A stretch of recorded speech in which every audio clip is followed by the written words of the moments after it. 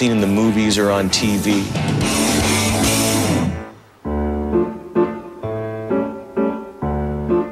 But this isn't a tale about your average Southern California types.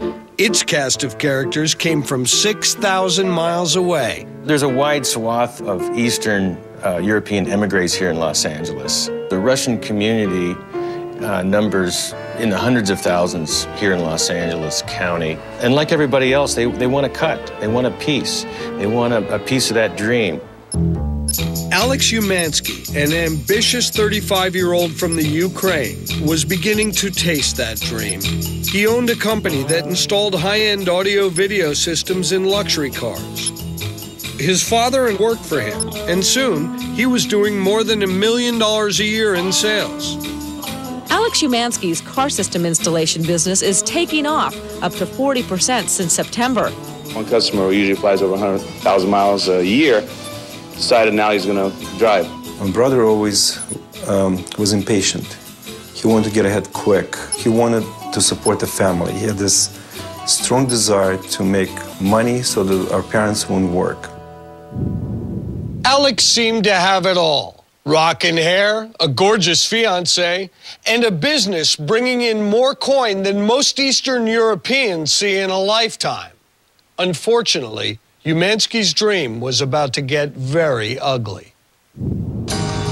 On December 12, 2001, someone claiming to be a rich Russian businessman calls Alex and asks him to come look at a Hummer he wants customized. Alex jumps at the chance. When I talked to him the day before, he said that he's going to be meeting with the guy soon and the deal is going to go through. He was very excited because there was a lot of money in the deal. The following evening, Alex heads off to meet his new client. In fact, he took his own car, which was a GMC Yukon that he had tricked out, basically, with literally hundreds of thousands of dollars worth of equipment and to show off all the things that he could do at his company. He was very proud of it. After his meeting, Alex planned to meet his fiancée at a party. And he just never showed up. As the night wears on, Irina grows more and more worried. Then, early the next morning, Alex checks in with his brother Michael.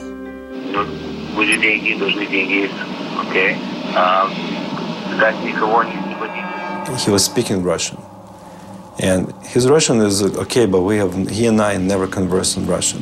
He was not really conversing with me in a sense, like the first sentence out of his mouth was, "This is not a joke, you have to listen carefully and do everything I tell you." And then he was reading.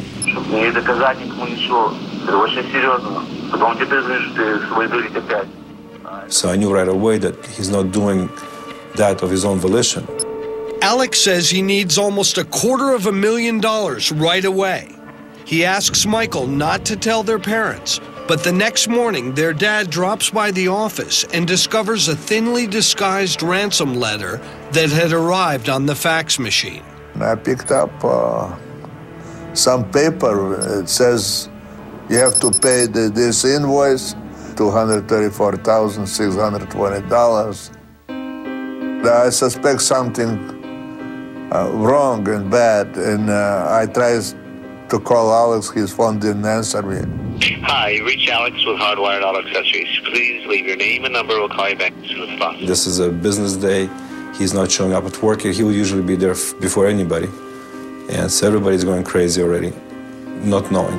Reuven calls his son Michael, who breaks the news. And then he told me that Alex is kidnapped, we need money to pay the ransom.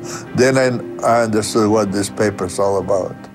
The Umanskys know that Alex wouldn't be speaking in Russian unless the kidnappers were Russian too. And in LA's Little Russia, these kinds of crimes are usually handled quietly, without getting the cops involved. For the most part, the Russian community likes to be fairly low-key, and they don't like meddling. The police or the authorities aren't the first that they call when they're in trouble. When people were kidnapped overseas in the former Soviet Union, you dealt with them. You tried to pay the money and you got your family member released or whatever the case was. We went for the help to the community. And when I say that, we ask friends around to ask friends to ask friends. to see if there was a way to have a direct contact with the kidnappers to give them the money. And the message that we got back is that nobody knew who these people were. At that time, I already understood that the kidnappers are Russians. And I know from my previous experience when I lived in that country, the Russians never leave their victims alive. So I said to Michael, I will go to FBI. It's December 14th, 2001. I get a call from our main office to meet Mr. Umansky regarding a kidnapping. We believe that it's Russians have kidnapped him. The father believes it's something to do with the Russian mob. We still don't know who's involved. Investigators have nothing to go on but a few untraceable phone calls. By the end of their first day on the job, everyone is baffled. We don't know if family's involved. We don't know if employers or employees are involved.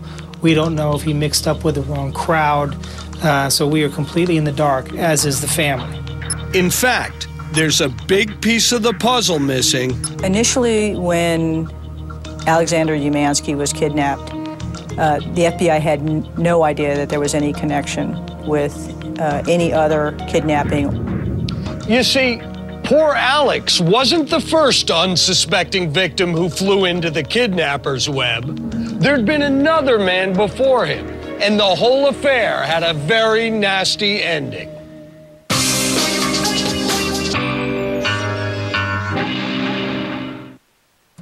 To celebrate the opening of new locations nationwide, ACE is opening new doors. Meetings with, most recently, really just trying to track down every lead to figure out who might have done it.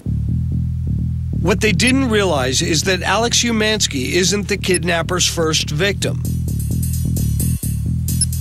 2 months earlier, a successful LA businessman named Meyer Muscatel went to a meeting and didn't come back. Meyer was a real estate developer, and he was in his prime.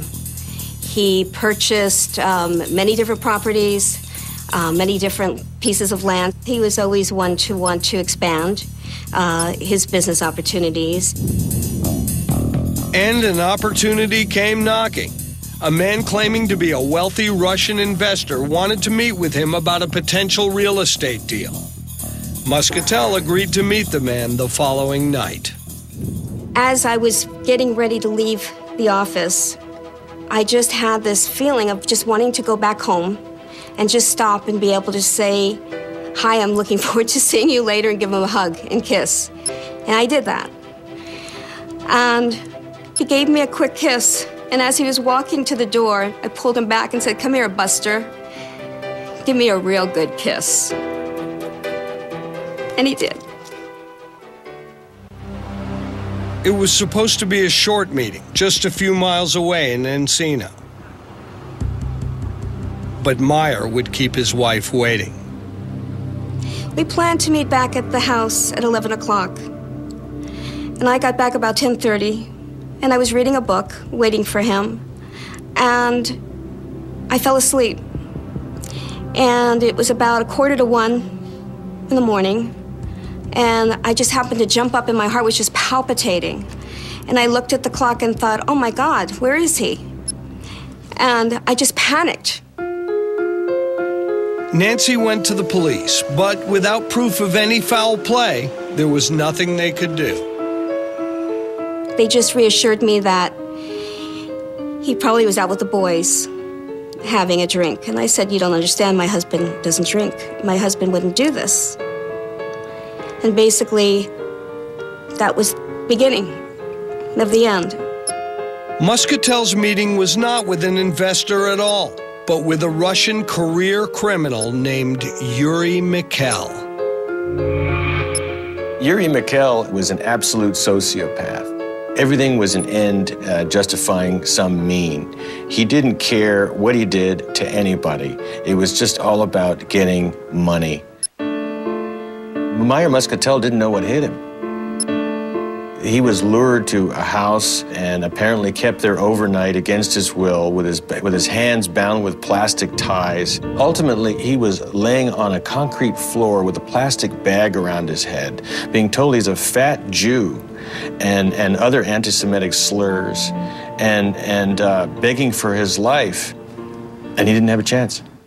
The next morning, Mikkel forced Muscatel to call his banker and ask her to consolidate all of his money into a single account for easy withdrawal. But the banker was reluctant. She's saying, you got to come down here in person. I can't do this over the phone. And this is all not his normal way of dealing with her. She's not liking what's happening and getting increasingly suspicious. Believing she was protecting his assets, she refused to transfer the money.